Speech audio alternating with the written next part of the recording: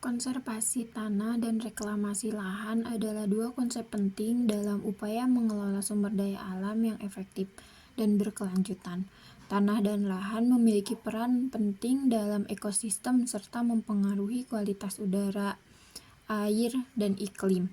Oleh karena itu, konservasi tanah dan reklamasi lahan sangat dipergunakan untuk menjaga keseimbangan ekosistem dan meningkatkan kualitas lingkungan. Pentingnya tanah sebagai sumber daya alam: yang pertama, sarana untuk mengembangkan usaha budidaya pertanian; yang kedua, bahan dasar pembuatan bahan bangunan; dan yang ketiga, bahan dasar pembuatan aneka kerajinan tangan. Masalah yang menyebabkan kerusakan tanah seperti degradasi dan pencemaran. Degradasi adalah proses perubahan kimia atau peruraian suatu senyawa atau molekul.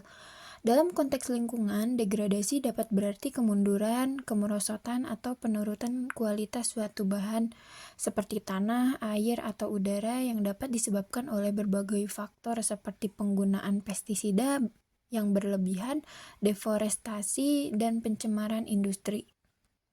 Pencemaran tanah dapat juga disebabkan oleh limbah industri seperti limbah minyak, limbah kimia, dan limbah radioaktif yang dapat berpengaruh pada kesuburan tanah dan kesehatan masyarakat. Pencemaran tanah dapat memiliki dampak negatif pada kesuburan tanah, produktivitas tanah, dan kesehatan masyarakat, serta dapat berpengaruh pada kualitas air dan udara.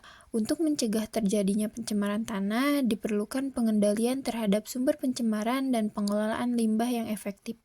Identifikasi lahan potensial dan lahan kritis menggunakan analisis spasial untuk memetakan areal kawasan kritis dan potensial secara menyeluruh, di mana kriteria-kriteria ini nantinya digabungkan sehingga memunculkan irisan daerah yang kritis, agak kritis, potensial kritis, dan tidak kritis.